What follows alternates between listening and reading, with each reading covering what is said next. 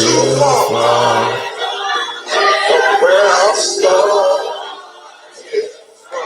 Yes, indeed. Yes, indeed. Listen, this is what she said.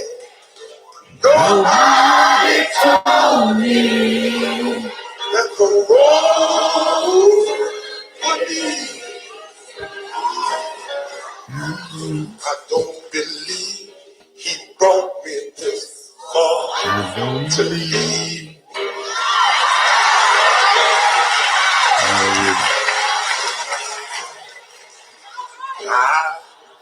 I do not own the rights to this music. Again, I do not own rights to this music. Y'all come on in. Y'all come on in. This is Reverend James Cleveland. Reverend James Cleveland, y'all. No waste time.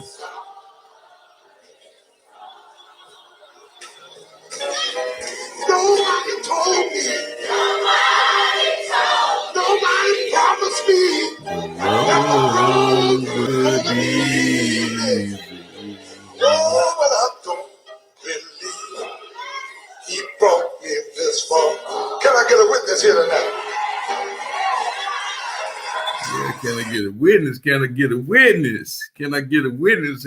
I know he ain't brought me this far to leave me, y'all. I know he ain't brought me this far to leave me. Well, it's a whole lot we can talk about, y'all. A whole lot been going on in the news. Welcome to God First Christ Gang Media News.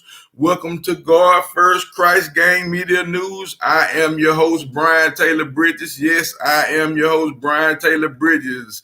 Glad to be back with you all, y'all. Glad to be back. I can finally sit up a little while and feeling pretty comfortable sitting up, been doing a lot of moving around with my leg, trying to get it back together, trying to get my body in shape. And I just had major surgery on the 3rd, you all. So I guess, I don't know if you all want to talk about the surgery for a little while. I guess I can share a few things with you all that occurred in the surgery. I had a full hip replacement, a full leg replacement, so I have a whole lot of iron and plastic inside my body now. I have more screws pinning my leg together, so now that I'm able to get around after my 4-week follow-up, then I can start therapy again, y'all, and start moving. But I've been up and moving around as much as possible. Surgery is something that, it's a serious thing, give you, you have some time to reflect on a lot of things when going through surgery, from what I'm understanding, these, your heart, your spine and your hip, these are some of the most grievous areas to be working in, for a doctor, actually. I was under anesthesia, sleep, while they went into my body, y'all, for like an hour and 30 minutes. Yeah, like an hour and 30 minutes, the doctor said, Dr. Alani, Wayne Alani is my doctor, if you all want to know. He's a sports doctor. He specializes in orthopedic surgeries, whether it's knee, shoulder replacements, hip replacement, leg replacement, so forth and so on.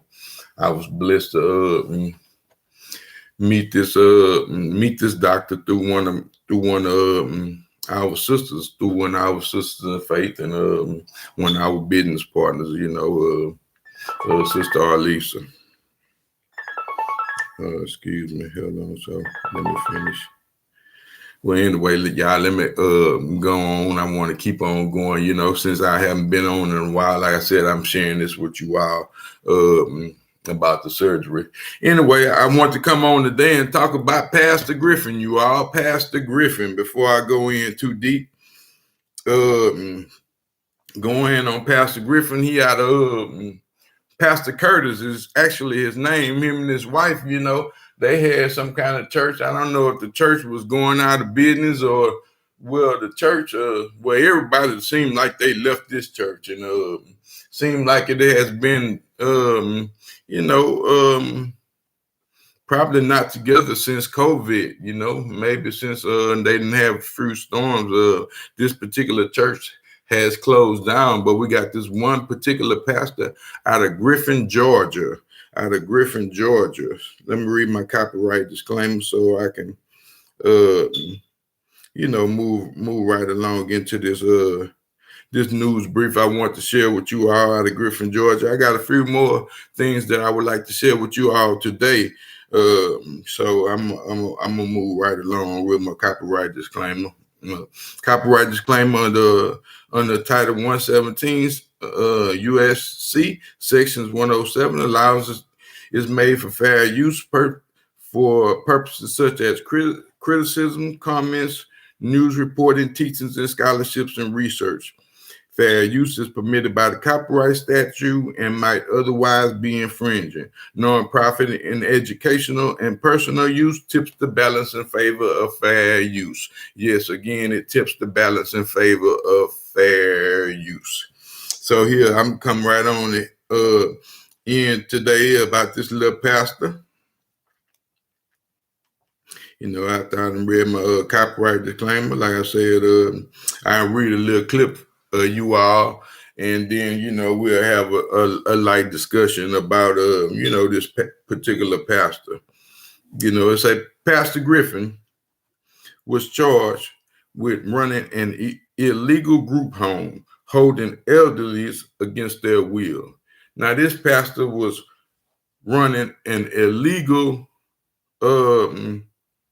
group home for elderly people and holding them against their will. You know, when they finally caught up to this one particular pastor and his wife, because they charged them both, you all, you know, with the with this particular crime against these elderly people. But anyway, they had them locked in the basement, you all. They had them locked in the basement of their own home instead of you know, possibly renting a place where they can you know, establish a nice residential living area for these particular clients and elderly people.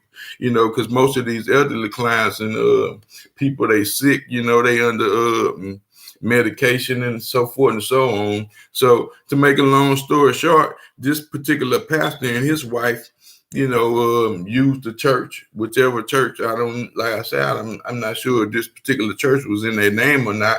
But however, they went to using their influence, which would be, you know, believers of God. You know, they went to using their influence in pastoralship and fellowship, and to befriend these particular elderly people and to bait them into their home. You know. I'm pretty sure they all got power of attorneys over these particular people and their food and they, you know, the things that they may have, that the government or SSI, Social Security benefits, disability benefits, they are all getting these type of benefits, you know, and you know, these particular patients, you know, they can, you know, they can run pretty high, you know, if you got them in a nice group home, you know, you pretty much paying $5,000-10,000 a month per person. You know, it get up in the hundreds, and then, you know, like I said, up in the thousands. You know, it's really up in the thousands. I want to say, you know, anywhere from $500 to $5,000 a month per person. You know, some of these group homes are getting. It just depends on the type of care that your elderly particular people may need, you know. So anyway, I'm gonna go on and read it. Say, the Griffin pastor was charged with running an illegal group home, holding elderlies against their will. It says, January 19, 2022, Griffin, Georgia. Griffin Police Department has arrested a man who claims to be a local pastor. He claims to be a local pastor, and his wife for running an unlicensed professional home care service. Investigators said EMS was called out to a home along Valley Road shortly before 7 a.m. on Thursday, for a person having a seizure, So one of these elderly people was down in that basement and, they having a seizure. I'm pretty sure the rest of them was banging on the door and was, hey, we need some help, so forth and so on. So they didn't have no particular care. His wife is not a nurse, the pastor, he's not a nurse, so they had to call the EMS, so investigators said EMS was called out to the home on Thursday. Okay, it said when the EMTs got to the home, they said they found the door of the basement dead bolted and had to get in through the basement window. After they came to the home, went in through the front of the home, got to the basement where the elders were located, sleeping, up under the ground in this particular basement area. And I guess they had down there, whatever's in bunk beds or whatever. But when the EMTs got to the house, they couldn't even get in through the front of the basement door. So they had to go outside, go around the house and, try to get in through one of these little small basement windows. I don't know if you are familiar with, in the construction, but it's called a crawl space. A crawl space is a particular area where you can put in windows. You can crawl up under the home safely. It would be a good place to put a basement. Add a basement into your home, or maybe some kind of storm. Some kind of storm unit or something. So anyway, to go on. Like I say, the EMTs went through the window. I'm still reading, you all. That's when they say they found 8 people who had been held against their will in the basement. The caretakers have been leasing this property for approximately 14 months. So they had been staying in this new home 14 months. It was a pretty nice home. I guess I want to say, just roughly looking at the home, probably about a $250,000, $300,000 home. It just depends on where the area was located, but a very nice home. More than enough to add they had adamant space, enough space to where they could have actually made this home. I'm pretty sure it had 4 or 5 bedrooms. It could have had 2 to 4 people in each room, and a nursing aide, nursing assistant, from around the clock, from 12 to 12, 12, 8 to 8, and 8 to 8, something like that. Run you 2 shifts of some nurses. I really hate this, like I said, because, to be a pastor, I can't say that all the pastors out there in the world are bad people, because I know, quite a few pastors, that's my friends. I have had my own personal bad experiences with pastors, but for the most part, I love these men. These are men of God, followers of Christ, Christ Jesus, Yeshua, and these particular men are well respected by myself, and some of them are my friends, I hate this for this one particular pastor, but like I say, everybody done left their church, and I got a few pictures of the pastor before I'm gonna let y'all listen to the news clip. I said, that's when they found, let me go back to the reading. The caretakers have been leasing their property for approximately 14 months, using the basement as a personal care home for individuals, which essentially imprisoned them against their will, which creates an extreme hazardous as individuals could not exist in the residence if there were an emergency. The Griffin Police Department said, during this news release. Like I said, I'm gonna go on. and give y'all a clip. I got some pictures of pastor them had them a nice little thing going. They I guess they was still doing some videos. I guess that's the best thing about I can't wait till this COVID stuff is up, where we can actually get back into church and get involved in church. Our church opened up this month, and I was invited out to do the parking lot ministry, meet and greet ministry. Is my particular part of the ministry anyway. It's something that I enjoy doing. I enjoy serving people, serving as many people as I can in the name of Christ our Lord, for God. I will. Anyway, like I say, this one particular pastor and his wife, they had it going on. Now, the name of their church was the One Step of Faith Ministry. One Step of Faith Ministry. Now, we had a club back in the Gap. This was, I guess we were 14, 15, 16 years old, but it was a little club called the One Step. It was by the projects, on the south side by my mom and them house, So, I mean, it was a little hole in the wall club. One Step of Faith. One step beyond.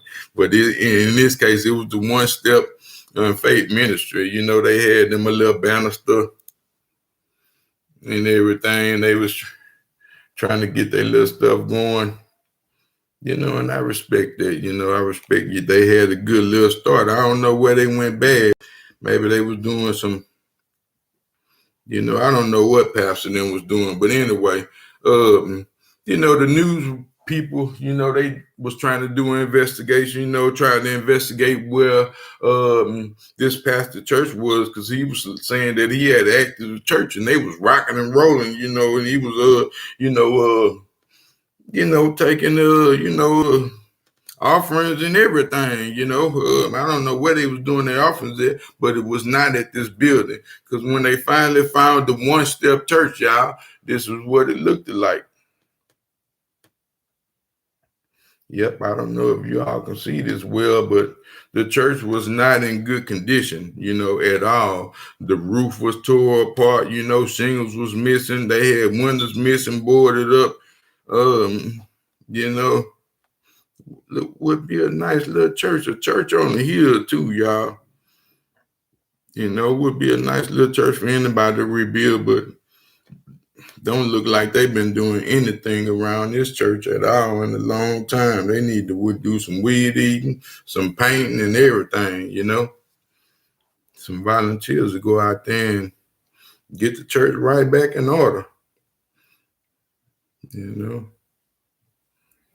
But I guess they've been out for a while, One step.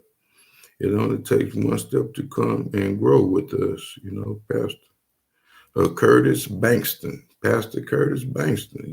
They had them a little sign. Look like I know Curtis from somewhere. I ain't lying. Look like I seen Curtis in one of them trustee lines somewhere. I don't know if it was the trustee line, but I hadn't seen old Mr. Curtis. But Mr. Curtis and them church was in bad shape, man. They got rust all on it and everything. But anyway, this was the house that they was in. Very nice house, a beautiful home in Georgia. Here go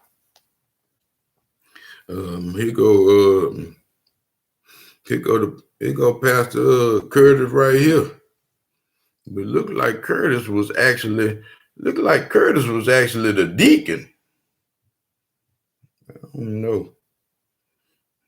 Mr. Curtis, you wasted a bunch of time, though. That's why I started the song, the church song, when I don't feel no waste time.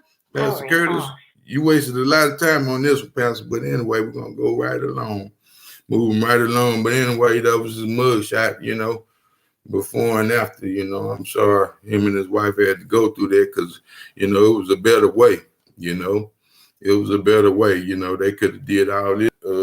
They had the right idea, but, they just handled this in the wrong manner, Anyway, I won't tarry on this one too long. Let me get on to the next thing. Y'all have a blessed day. Be one we are. Pastor Curtis. Oh, Pastor Curtis.